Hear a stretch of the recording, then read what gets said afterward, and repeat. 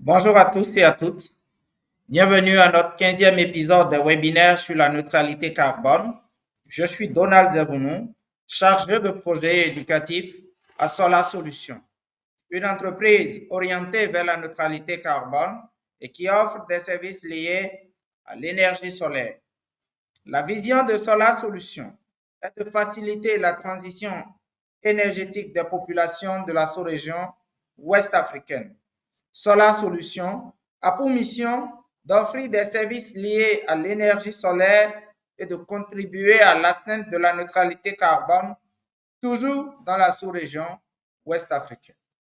Depuis un certain temps, nous organisons des webinaires pour sensibiliser les populations sur les efforts qu'il faut faire pour atteindre la neutralité carbone. C'est donc dans cet objectif que nous nous retrouvons ce soir pour discuter du thème comment calculer son empreinte carbone. Et pour mieux nous entretenir sur le sujet, nous avons le plaisir d'avoir à nos côtés le docteur Alphonse Alomassou. Qui est-il et pourquoi nous sera-t-il si précieux? Dans un instant, vous aurez le plaisir de le savoir. Mais avant de lui donner la parole, j'aimerais vous dire que si vous aviez des questions, si vous aviez envie d'intervenir lors de l'événement, d'attendre la fin de son intervention pour poser vos différentes questions ou pour intervenir lors de l'événement. Vous aurez le choix en appuyant sur le chat, écrire directement votre commentaire ou votre question dans la discussion ou simplement en appuyant sur l'émoticône en haut à gauche, levez la main pour qu'on puisse vous donner la parole. Bonsoir, docteur Alomassou. Comment allez-vous? Bonsoir, on va très bien. Voilà. C'est un plaisir pour nous de vous avoir à nos côtés ce soir. Alors, docteur, s'il vous plaît, pouvez-vous vous présenter à nos chers participants? C'est un plaisir, c'est un plaisir. Moi, c'est le docteur Alphonse Alomassou, spécialiste en hydroclimatologie et gestion des ressources en eau, le directeur régional nord de l'Agence nationale de protection civile. Je suis attaché au laboratoire de climatologie et ethnoclimatologie à l'université de Parakou. Merci beaucoup, docteur, pour cette présentation. Alors, docteur Alomassou, dites-nous, que peut-on comprendre quand on dit calculer son empreinte carbone? Qu'implique le calcul carbone? Merci beaucoup pour l'intérêt que vous accordez à l'empreinte carbone, le calcul du carbone et autres. Merci les webinaires qui sont en ligne, qui sont en train de nous écouter en ce moment, que nous allons partager ce moment précieux ensemble.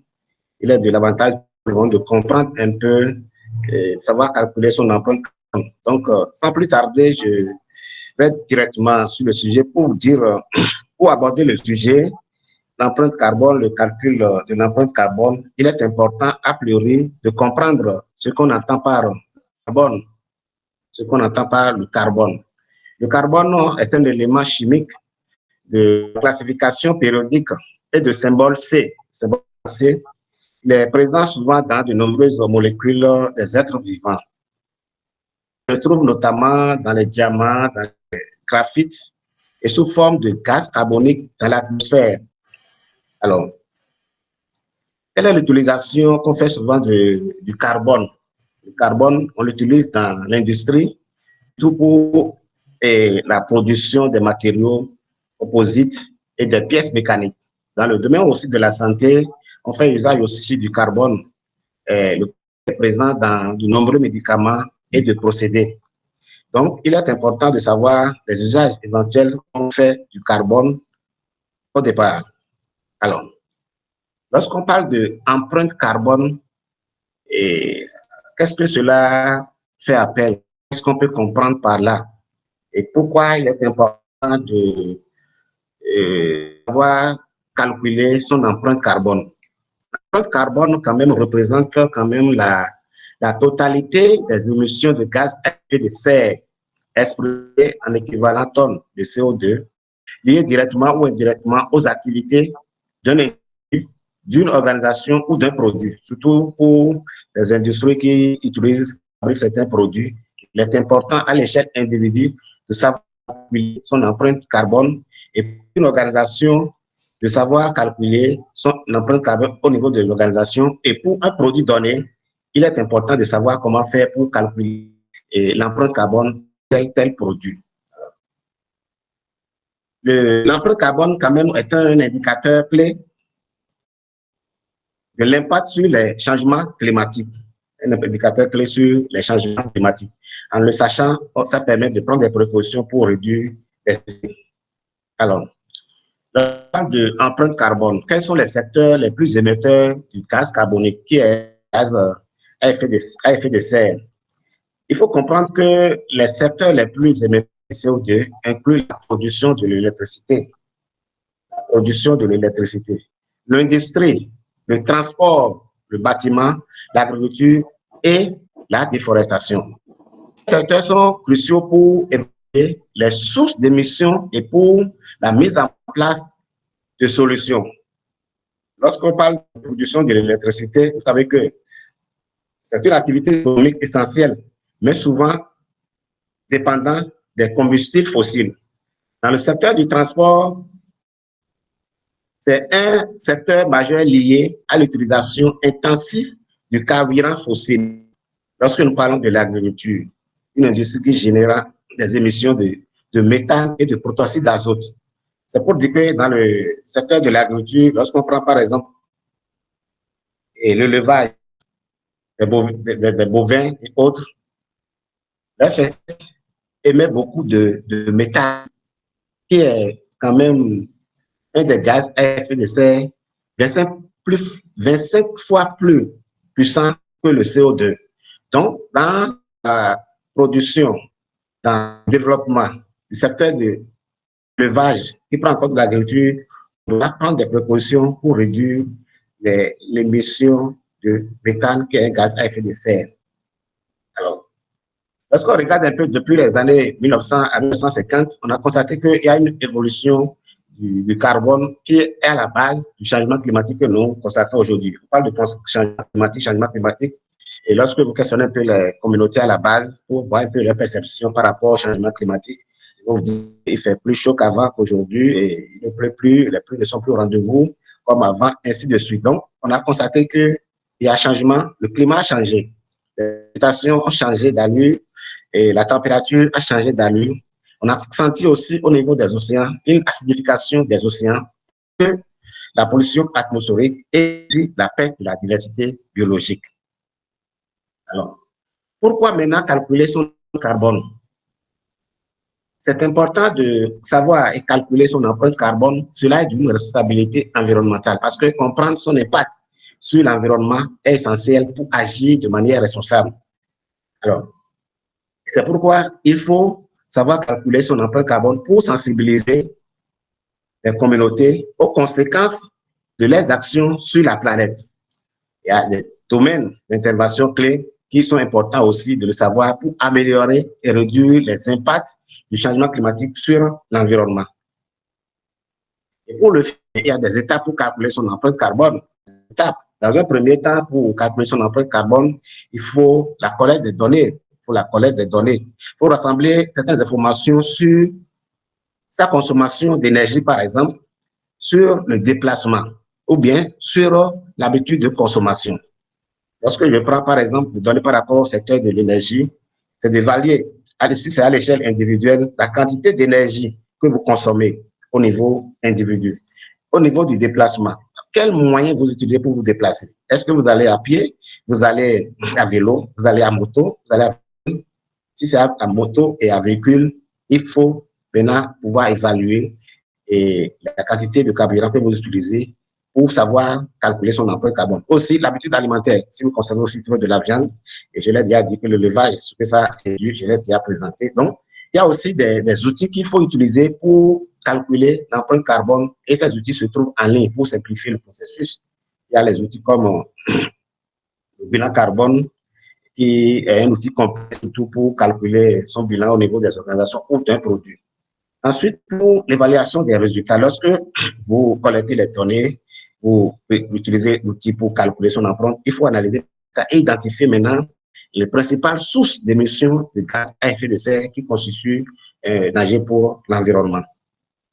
Alors, les facteurs à prendre compte lorsqu'on veut calculer quand même son empreinte carbone. Lorsqu'on prend par exemple l'énergie, il faut savoir la consommation d'électricité, de gaz et de carburant est un facteur majeur.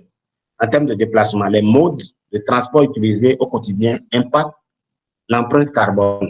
Et c'est pourquoi les grandes conférences aujourd'hui, lorsqu'il y a des grandes conférences pour regrouper beaucoup de monde, et on opte pour le transport en commun ou le covoiturage pour que tout le monde ne se déplace pas avec ses moyens pour réduire un peu et pour réduire l'empreinte carbone pour le secteur transport. Aussi, il y a le mode de vie, le choix de consommation, l'alimentation et la gestion des déchets sont les facteurs à considérer lorsqu'on veut calculer son empreinte carbone. Mais sans savoir que les déchets émettent beaucoup de gaz, c'est important de bien gérer les déchets au niveau, à chaque niveau, que ce soit au niveau individuel, au niveau de l'organisation, au niveau de la société. Et c'est là la responsabilité d'abord sociétale des entreprises pour bien gérer les déchets. Au plan national, comment le gouvernement actuel a mis en place le SGD qui gère les déchets dans les grandes villes, comme Cotonou, Parakou, ils sont dans les rues, dans les rues. C'est pour mieux gérer les déchets et s'aligner sur les dispositions, les engagements, les accords pris au plan international. Parce que le gouvernement a pris déjà quand on dit la loi sur l'environnement, dit, il a pris aussi des dispositions par rapport en 2018, la loi sur le changement climatique qui implique beaucoup d'actions à mener pour réduire tous les déchets solides et plastiques.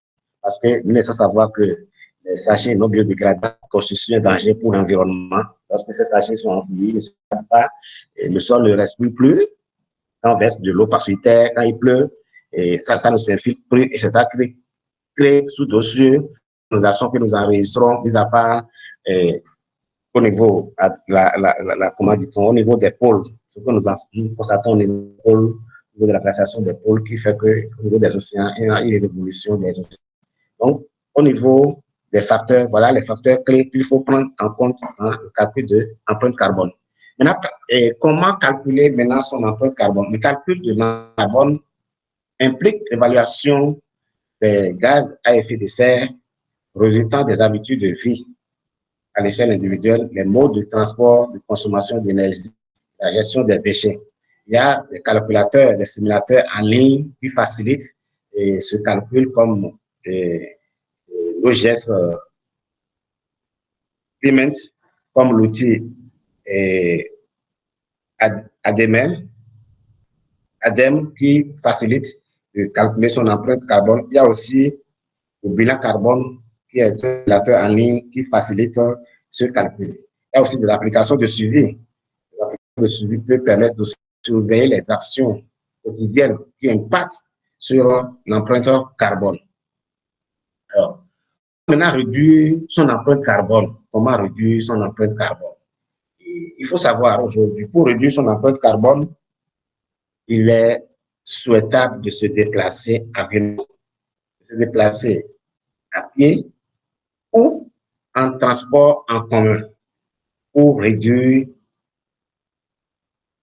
les émissions de gaz à effet de serre. Lorsque vous êtes 10 et vous devez vous rendre tous de Cotonou pour Parakou et chacun prend sa voiture, vous voyez déjà la quantité de carburant que vous allez consommer et voilà déjà les impacts que cela pourra engendrer sur l'environnement. Il est aussi souhaité d'acheter du local et de saison.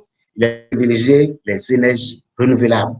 Les énergies renouvelables parce que il faut passer de la transition écologique, il faut passer de l'énergie fossile à des énergies renouvelables et qui va faciliter quand même de réduire la consommation des énergies fossiles. Et c'est pourquoi d'ailleurs, la plupart des pays maintenant, il y a des motos qui ne consomment plus de l'énergie fossile et à batterie et facilitent de réduire ces effets. Donc, c'est la promotion de l'usage des énergies renouvelables, que ce soit les climatiseurs, les solaires, les frigos, les lampes.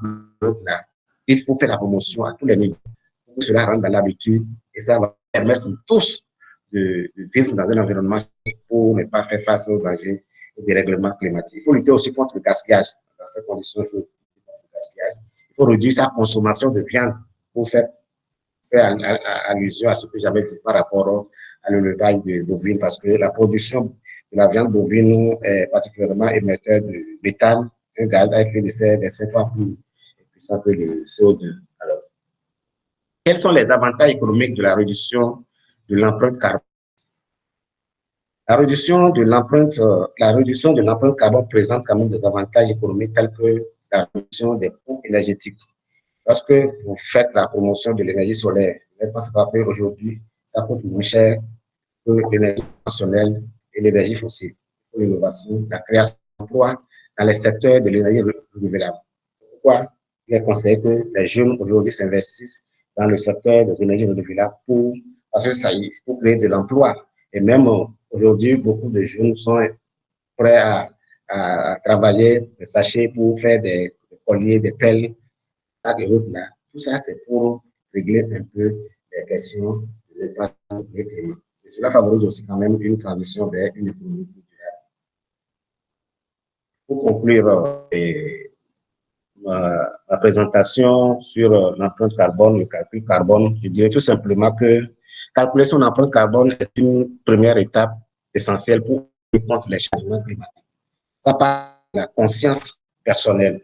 Lorsque tu appropries, tu sais calculer ton empreinte carbone, ça va te faire changer de comportement. Lorsque tu es dans une agglomération, tu es dans un ménage, tu es dans ta maison et que tu essaies de calculer ton empreinte carbone, ça va te permettre de voir déjà s'il y a un équilibre climat entre ton bâtiment et l'environnement dans lequel tu es ta maison pour un équilibre climat. De nombreuses actions simplifiées quand même permettent de réduire ces émissions de gaz ou que quand même il y a une réduction au niveau communautaire, national et international. En échangeant nos habitudes, nous pouvons aussi contribuer à un avenir plus dur. C'est ça qu'il s'agit aujourd'hui. Donc, c'est une prise de conscience à tous les niveaux que nous souhaitons pour nous s'investir plus dans le secteur des énergies. Je vous en remercie. Merci beaucoup, Docteur Alomaso, pour ce long et passionnant développement. Alors, si vous permettez, nous allons poser quelques questions de compréhension afin d'affiner le développement que vous nous aviez fait à l'instant. Alors, docteur Alomaso, vous aviez dit que l'une des premières choses que l'on doit faire, c'est prendre de bonnes habitudes, marcher à pied, utiliser des moyens de transport moins polluants, privilégier le covoiturage et faire usage d'une consommation locale tout en réduisant notre consommation de viande et bien évidemment éviter le gaspillage. Pourquoi avez-vous, docteur, accentué ces points dans votre développement? Merci beaucoup. Je crois que pour aller plus dans les détails, on parle du changement climatique, même au niveau national, si vous êtes mieux approprié du plan national d'adaptation au changement climatique, il y a des secteurs clés qui sont vulnérables, comme le secteur de la santé, le secteur des énergies, le secteur des infrastructures, le secteur de la foresterie, le secteur des ressources en eau, des secteurs clés qui sont vulnérables, y compris le littoral.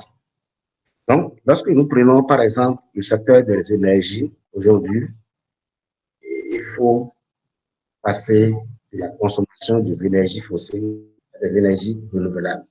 Parce que les impacts, les émissions de gaz à effet de serre sur la base des énergies fossiles qui détruisent la couche d'ozone, qui est la limite supérieure de la troposphère, qui fait qu'aujourd'hui, nous ressentons les changements sur les paramètres climatiques que nous avons aujourd'hui. Les précipitations, sans vous l'observez, ne sont plus régulières. Et quand ça va arriver en quantité dans une période qu'on n'attend pas, où on a une répartition inégale sur tous les territoires.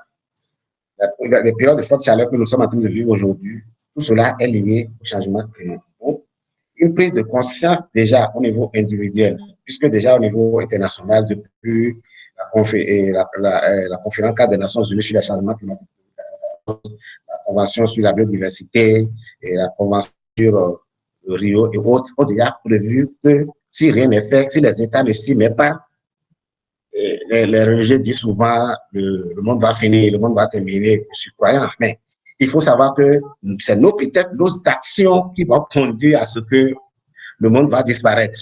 Au temps de Noé, si vous le savez, c'est avec de l'eau que le monde va finir le monde. Aujourd'hui, si rien n'est fait, peut-être seul le réchauffement peut finir le monde, ou bien même avec les débordements des océans, le monde peut disparaître. Donc, il faut une prise de conscience pour savoir que les actions que nous menons et qui émettent les gaz à effet de serre qui constituent des gaz qui détruisent la poudre jaune et qui fait que les rayons solaires nous parviennent perpendiculairement et qui fait qu'il y a ce réchauffement que nous constatons, cette inégale répartition de la température, des précipitations dans les secteurs clés. Il faut, secteur de transport, il faut faire le covoiturage, je l'ai déjà démontré, il faut marcher à pied s'il y a lieu. Et d'abord, quand vous observez un peu aujourd'hui, nos parents, il y a 2 décennies, quand ils venaient se déplacer pour aller au champ, pour faire des activités, ils marchaient. Aujourd'hui, le développement de l'industrie, des engins a fait que tout le monde se déplace à moto. Et quand ils calculent, s'ils prennent conscience et calculent la quantité d'abord de carburant qu'ils consomment en un an et ils soustraient du revenu, ils vont constater qu'ils roulent à perte. Ils roulent à perte. La quantité de carburant qu'ils consomment en une année par rapport aux revenus qu'ils ont, ils roulent à perte. Et d'abord, ce genre de comportement encore induit des effets négatifs sur le climat et qui fait que aujourd'hui, chaque année, ils vont dire les précipitations ne sont pas au rendez-vous, ainsi de suite. Donc, il est important qu'ils prennent conscience. Dans le secteur de la foresterie, la déforestation, le fait qu'ils détruisent les arbres, la fonction que les arbres jouent, je les sens savoir. Donc, il faudrait qu'on prenne la promotion, que les populations prennent conscience pour reboiser un peu autour d'eux, pour conserver l'environnement. Donc, voilà ainsi présenter les aspects clés qu'on doit prendre en compte et qui est important pour l'émission des gaz à effet de serre, qui sont les principales causes que nous observons aujourd'hui. Merci beaucoup, docteur. Votre développement a été assez pertinent. Alors, un autre point aussi qui gangrène nos populations, c'est la gestion des déchets. Voyez-vous, dans notre pays, on ne peut évidemment pas parler de calcul carbone et omettre la gestion des déchets. Alors, quel point de vue équilibré peut-on avoir quant à la gestion des déchets, surtout que nous savons qu'aujourd'hui, les nations de par le monde s'impliquent dans la gestion des déchets. Quels sont les comportements qu'il nous faut bannir? Quelles sont ces habitudes-là qu'il nous faut bannir pour quand même assurer la pérennité de notre cadre de vie aux générations qui suivent? Parce que si nous ne faisons rien, comme vous l'aviez dit, on risque d'être effacé par un réchauffement climatique. Merci beaucoup. Lorsqu'on parle de la gestion des déchets, j'ai déjà dit que le gouvernement a signé des accords au plan international. Ça l'a obligé à prendre des dispositions au niveau national. Il revient aux autorités au niveau départemental, communal, de faire respecter ces dispositions réglementaires pour la gestion des déchets solides. Et c'est pourquoi le gouvernement, pour honorer à ses engagements, a créé la Société générale de gestion des déchets solides. Dans les grandes villes, vous les observez la nuit, les jours, ils sont en train de balayer, de garder les déchets, parce que ces déchets sont nuisibles pour l'environnement. Ces déchets émettent des gaz à effet de serre. Je donne un exemple à l'échelle dans nos villages où les gens n'ont pas, la plupart n'ont pas les notions et ils défèrent sur l'état d'ordure, comme l'environnement là n'est pas propre. Ces déchets émettent des gaz qu'ils respirent et ça les rend malades sans qu'ils ne sachent d'où viennent les maladies qu'ils développent aujourd'hui. Ils ne connaissent pas trop les sources. Donc, il faut évacuer ces déchets, il faut enfouir ces déchets de l'agglomération, il faut dégager tous les déchets de l'agglomération pour promouvoir un cadre de vie. C'est indispensable.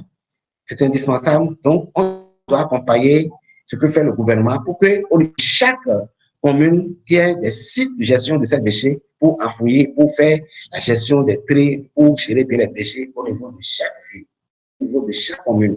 On doit faire la promotion. Les autorités communales doivent prendre conscience de ça et prendre les responsabilités pour accompagner le gouvernement dans la gestion des déchets. Sans quoi, nous allons vivre toujours dans un environnement pollué. Merci beaucoup, docteur, pour votre développement. Vous avez aussi attiré l'attention des jeunes. Vous aviez dit qu'il nous faut consommer local. Mais cette consommation locale doit se faire sans l'usage de sachets plastiques. Si on prend par exemple cet exemple. Consommer local pour encourager les promoteurs qui sont, qui produisent et qui œuvrent chaque jour à réserver ou à créer un environnement sain. Mais quelle implication, quelle sensibilisation ou quelle activité pensez-vous qu'on peut mener quand même pour concilier et profit et protection de l'environnement? Surtout Merci beaucoup. si on s'attaque à la couche de la jeunesse la plus enclin à faire cette activité.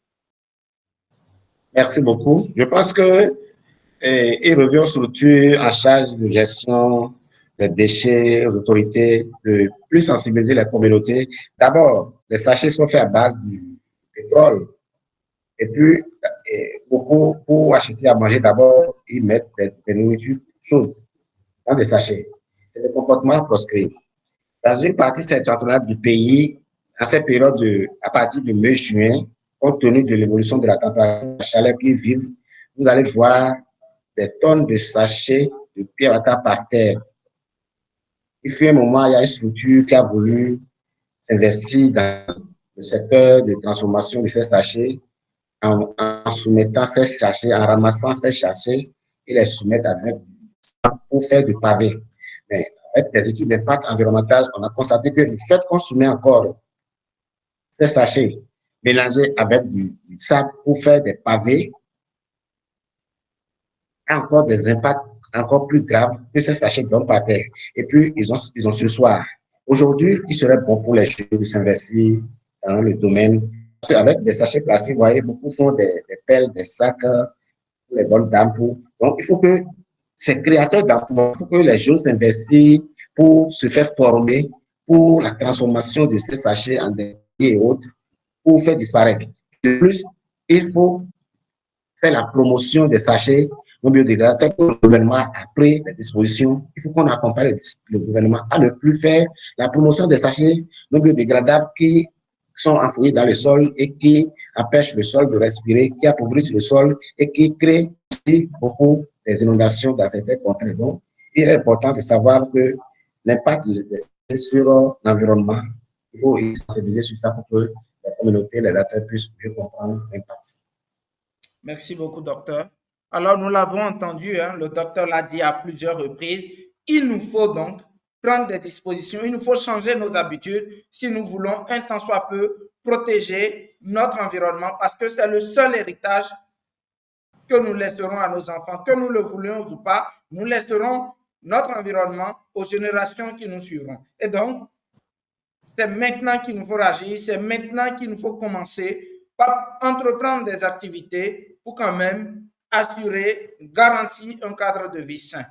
Le docteur l'a dit dans son développement qu'il faut procéder à une quantification de nos émissions de gaz à effet de serre, que ce soit dans le domaine de nos transports, de la gestion de nos déchets, des appareils électroniques que nous utilisons. Nous devons d'abord les quantifier, puis nous orienter vers des sites, vers des calculateurs en ligne comme l'ADEME, comme nos gestes et climat. C'est bien ça, hein, docteur?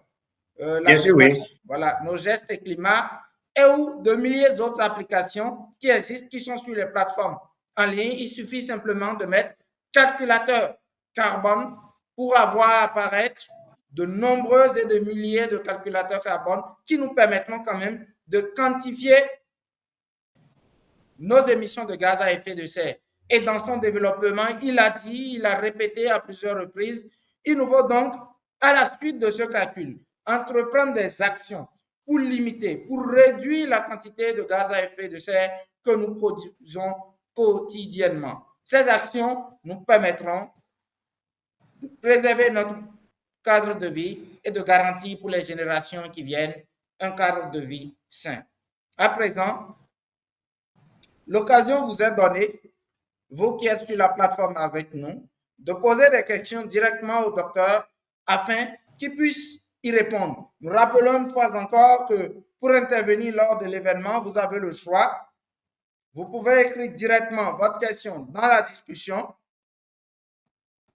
en appuyant sur chat ou simplement si vous souhaitez intervenir de façon orale en appuyant sur l'émoticône en haut à gauche. Levez la main pour qu'on puisse vous donner la parole. En attendant que nous ne voyions apparaître la première question, oui, bonsoir, Monsieur Beaupère. Alors, docteur, dites-nous, pourquoi aujourd'hui, au Sud Bénin ou au Bénin en général, la plupart du temps, on se plaint actuellement. Actuellement, on se plaint, on dit qu'il fait chaud. Vous l'avez expliqué dans votre développement. S'il fait chaud aujourd'hui, est-ce à cause du type d'appareil que nous utilisons dans nos maisons, du style de construction que nous avons, ou bien carrément c'est dû aux activités que nous avions fait, je ne sais pas, il y a 5 ans, 10 ans. Qu'est-ce qui explique le réchauffement climatique actuel que nous vivons sur le plan national au Bénin? Merci beaucoup. Merci pour l'intérêt que vous accordez au sujet. Il fait actuellement chaud sur la Terre. Il y a plusieurs facteurs qui expliquent cette chaleur. Dans un premier temps, il faut dire que les températures, la précipitation, lorsqu'on analyse les données de climat, les paramètres climatiques, lorsqu'on prend par exemple la précipitation, depuis 1900, disons 2000 à aujourd'hui, les précipitations diminuent, mais la température augmente. Les précipitations diminuent, mais les températures augmentent. Cela est dû à nos émissions, dans un premier temps, des gaz à effet de serre. Pour s'adapter à l'action, on voit notre type d'habitation que nous construisons aujourd'hui. Les habitations que nous construisons aujourd'hui doivent être en phase avec l'évolution du climat. Si vous reconstruisez des bâtiments qui sont très bien aérés, vous allez plus ressentir cette chaleur. Autour de vos bâtiments, vous plantez un arbre pour créer l'équilibre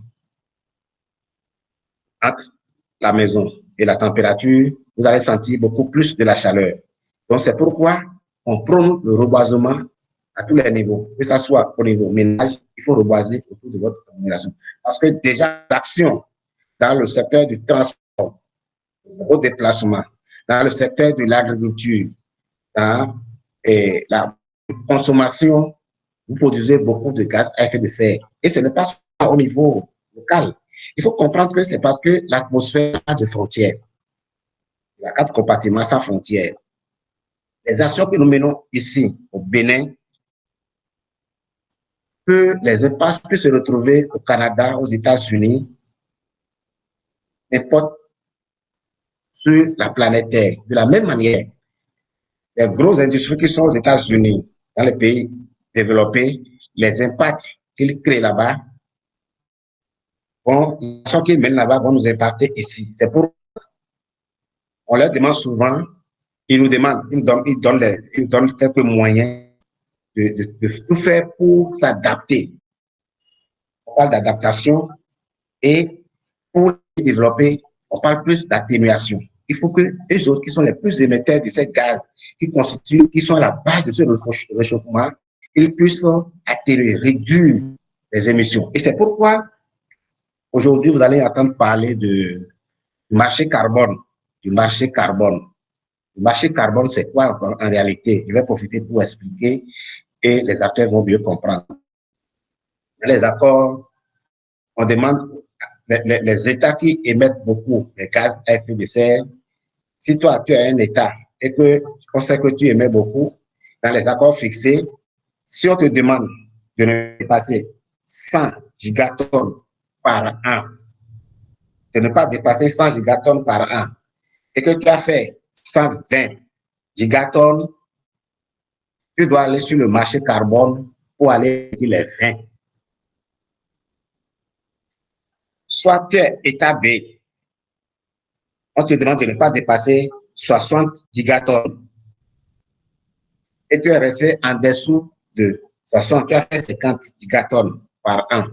Tu dois aller sur le marché carbone pour aller vendre ce qui reste. Donc, il y a le marché carbone dans les pays comme les Amazonies qui constituent des puits de carbone. Ceux-là vont sur le marché carbone. Donc, pour que l'État aille sur le marché carbone, il doit beaucoup reboiser et on va voir sa capacité de séquestration du carbone 14 et qui a une forte puissance de séquestration de carbone sur le marché carbone. Donc, les changements climatiques constituent aujourd'hui un grand business au plan international pour les États et chaque État court maintenant pour aller sur le marché carbone. Donc, voilà un peu ce qui est à la base de ces recrutements.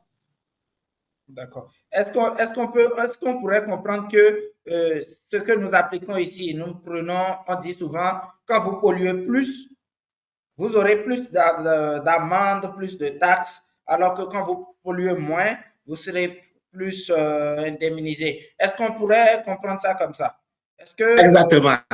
Exactement. C'est similaire pour les pays développés, les pays en voie de développement. C'est toujours des stratégies pour canaliser, pour encourager, pour réduire des mécanismes mis en place pour permettre aux États, pour encourager les États à ne pas vraiment polluer l'environnement. Exactement la même chose. D'accord.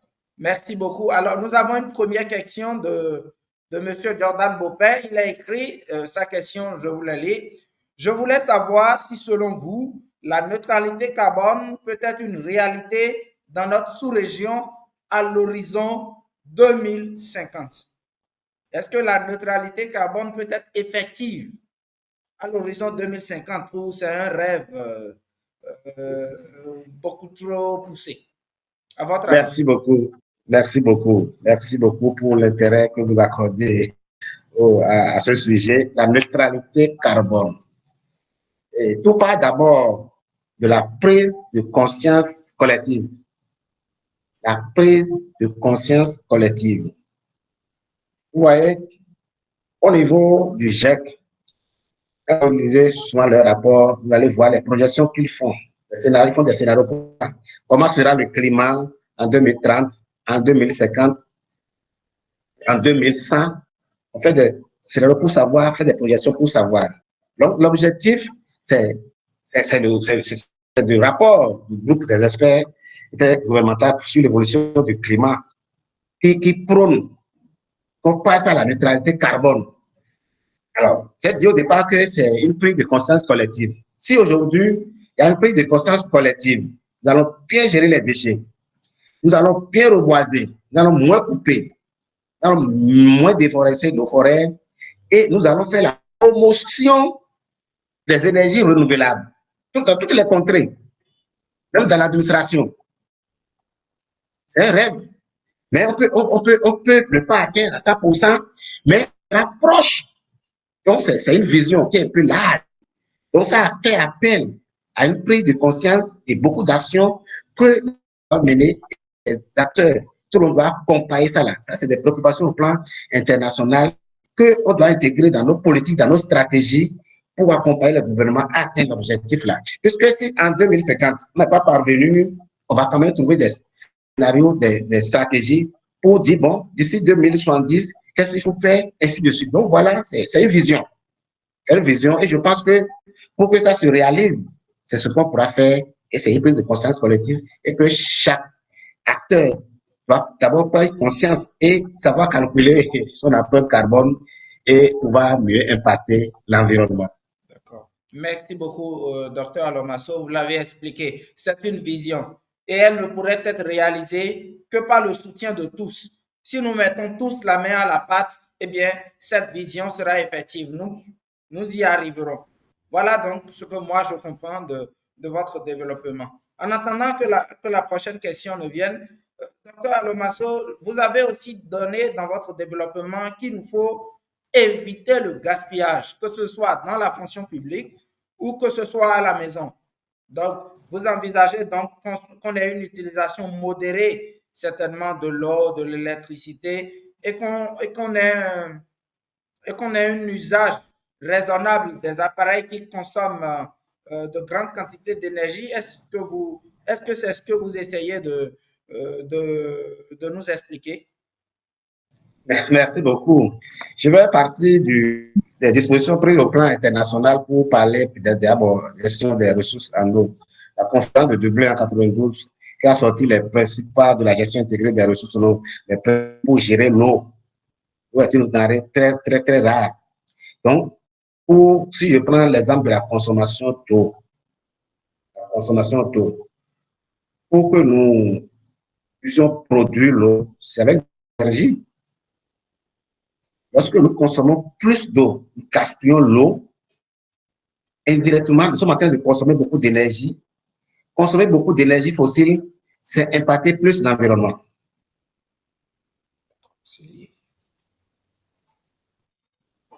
Quand vous sortir de ton bureau, tu laisses le climatiseur allumé, les lampes de ton service, parce que tu te dis, bon, c'est pas moi qui paye, bien, tu es un égout jusqu'au lendemain. La quantité d'énergie qui est consommée a une perte économique qu'on peut calculer, mais indirectement, les impacts que ça a sur l'environnement, si a priori chacun sait calculer son carbone dans son service, il va pouvoir prendre conscience. La conférence, pour répondre à cette préoccupation, déjà au plan international, au niveau du plan de Dublin sur la gestion des ressources en 92, ils ont dit il y a les principes phares de la gestion des ressources en eau. Et je dis, lorsque nous consommons de l'eau, par exemple, au niveau des ménages, au niveau des services, l'eau est produite sur la base de l'énergie. C'est un gaspillage en termes monétaires. Et plus que nous consommons l'eau, plus nous utilisons beaucoup plus de l'énergie conventionnelle qui impacte plus l'environnement. Alors, il sera précieux, judicieux de bien gérer les ressources que nous avons. Et j'ai donné l'exemple de quelqu'un qui est dans son bureau, et il a laissé le clim allumé, il est parti du service. La quantité d'énergie qu'il a consommée, en termes sans calculer ça, indirectement, l'impact de la quantité de cette énergie consommée aura sur l'environnement est d'une importance capitale. Lorsqu'on vient au niveau des ménages, il est préjudicieux d'utiliser les appareils qui consomment moins d'énergie. Aujourd'hui, nous avons même les frigos solaires, les climatisations solaires, les ampoules LED, les énergies renouvelables. Il faut s'investir dans les énergies. Il faut une transition écologique. Pour parler de la neutralité carbone, s'il n'y a pas une transition écologique totale, on ne peut pas parler de neutralité carbone. Parce qu'aujourd'hui, les voitures que nous utilisons, est-ce que nous avons 50% encore de voitures qui ne consomment pas de l'énergie fossile? C'est quand on va passer à la transition écologique, on va passer à 80% des voitures qui n'utilisent pas le carburant, on pourra savoir que le rêve de passer à la neutralité carbone, on sera proche. Donc, c'est souhaitable qu'au niveau de chaque individu, consomme plus économiquement les ressources énergétiques au niveau des ménages, que ce soit dans les services. D'accord. Merci beaucoup, docteur, pour votre développement. Ça nous a vraiment instruit et bien évidemment, ces actions que vous partagez avec nous, nous ne manquerons pas de les mettre en application et nous encouragerons également nos amis, tous ceux qui sont dans nos communautés, à faire comme nous, à préserver cet environnement parce que vous l'avez dit, les actions que nous entreprenons ici seront à la fois bénéfiques pour nous ici, mais également pour ceux qui vivent à l'étranger, ceux qui ne sont pas dans notre cadre de vie immédiat, comme bien évidemment leurs actions peuvent également nous impacter. Alors, docteur, au vu de tout ce développement, avez-vous des conseils à donner à l'endroit de toute la population béninoise en matière de calcul carbone, en matière de réduction de gaz à effet de serre, pour la pérennisation, bien évidemment, de notre environnement, de notre cadre de vie? Merci beaucoup. Je pense que en termes de conseils, dans un premier temps, c'est d'abord la prise de conscience à tous les niveaux et le respect des dispositions du cadre normatif et réglementaire en matière de changement climatique.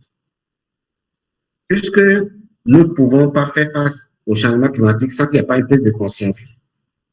Et les secteurs les plus vulnérables, tels que j'ai cité le secteur de l'énergie, Les actions que nous devons mener dans chaque secteur, il faudrait que les communautés, les acteurs du développement prennent conscience. Secteur de l'énergie, secteur de la santé. Aujourd'hui, il y a beaucoup de maladies qui se développent et on ne comprend pas pourquoi ces maladies, c'est des changements climatiques. Secteur des ressources en eau, il faut passer à la réalisation de barrages, il faut passer à la biologique, il faut, dans le secteur des ressources en eau, il faut beaucoup travailler pour que les communautés à la base aient la disponibilité de les ressources plus facilement. Dans le secteur de la foresterie, il faut sensibiliser, il faut reboiser, faire la promotion des forêts. Parce que, il faut savoir qu'aujourd'hui, consommons beaucoup plus de charbon. Ce charbon et de bois que nous consommons, ça provient des forêts. Alors, allons-nous faire? Lorsque on coupe, il faut prendre conscience de reboiser. Il faut prendre conscience de remplacer. On doit couper, mais il faut prendre conscience de remplacer. Et il faut qu'on sensibilise pour que les acteurs comprennent un peu la fonction des arbres dans la vie humaine.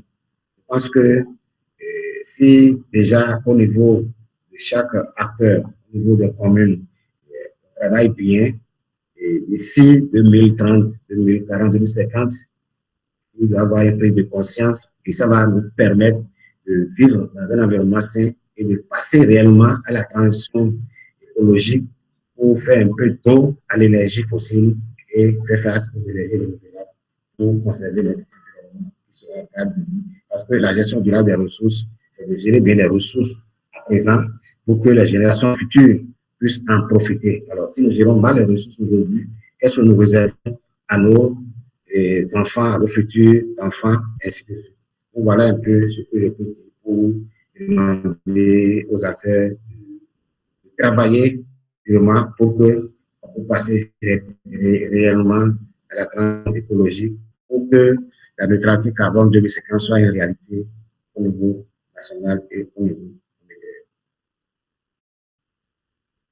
Merci beaucoup, docteur Alomaso, pour ces différents développements que vous aviez passés euh, durant l'événement. Nous sommes heureux que vous ayez pris tout ce temps pour expliquer, pour nous encourager à entreprendre des activités qui pourraient quand même garantir la pérennité de notre cadre de vie. Nous sommes contents parce que nous le savons souvent, mais on le dit, comme on le dit souvent, la répétition est l'ami de la mémoire. Plus on nous répète, plus on sensibilise les acteurs, plus on sensibilise les populations sur ce qu'ils doivent faire, plus on a de chances de les voir réussir dans cette activité et de favoriser bien évidemment la protection de notre cadre de vie. Nous sommes donc à la fin de notre 15e épisode de webinaire sur la neutralité carbone et nous remercions sincèrement tous nos invités et en particulier le docteur Alphonse Alomaso qui a été avec nous, qui a pris le soin de partager avec nous différents conseils en matière de calcul carbone. Alors, docteur, avez-vous un mot de fin à l'endroit de ceux qui sont sur la plateforme maintenant et de ceux qui suivront l'événement plus tard? Lorsque ce sera mis en ligne. Avez-vous un Merci beaucoup, merci beaucoup. Le mot de fin, je ne pourrais qu'encourager les acteurs à suivre cette émission de temps en temps pour peut-être la prochaine fois que les chercheurs seront invités. Et pour nous, les pays en voie de développement, c'est l'adaptation. C'est plus l'adaptation. Nous allons nous adapter aux effets pervers du changement climatique, changement de comportement. Aujourd'hui, au niveau des ménages, on fait la promotion des foyers améliorés. Tout ça, c'est pour réduire la consommation de flambeaux de bois. Donc, tout ce qui est fait pour encourager les communautés, nous devons véritablement œuvrer pour ça, pour qu'il y ait plus de conscience et qu'ensemble, on pourra travailler pour maintenir l'environnement sain, puisqu'il y a de la responsabilité de tout le monde. Et si nous sommes dans un environnement où nous ne respirons pas de l'oxygène pur, nous allons tomber malades. Alors, si tel est le cas, chacun doit travailler pour conserver l'environnement propre. Donc, en avant pour la lutte, faisons d'eau aux énergies fossiles et la promotion des énergies. Merci beaucoup, docteur Alomaso. Merci beaucoup pour ce mot de fin. Alors, nous remercions sincèrement et nous remercions tous ceux qui ont été avec nous. Alors, vous pouvez nous suivre sur nos différents réseaux sociaux, Facebook, LinkedIn et Instagram, et aussi retrouver les enregistrements de nos prochains webinaires sur notre page YouTube.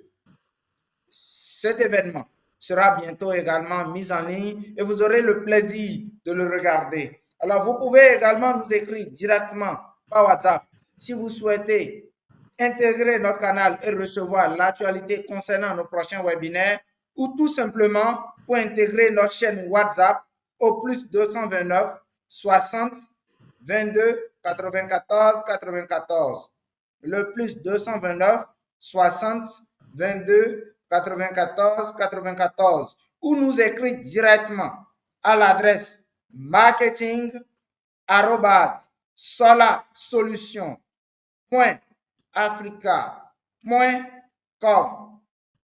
marketing@solasolution, solasolution au pluriel, .africa.com.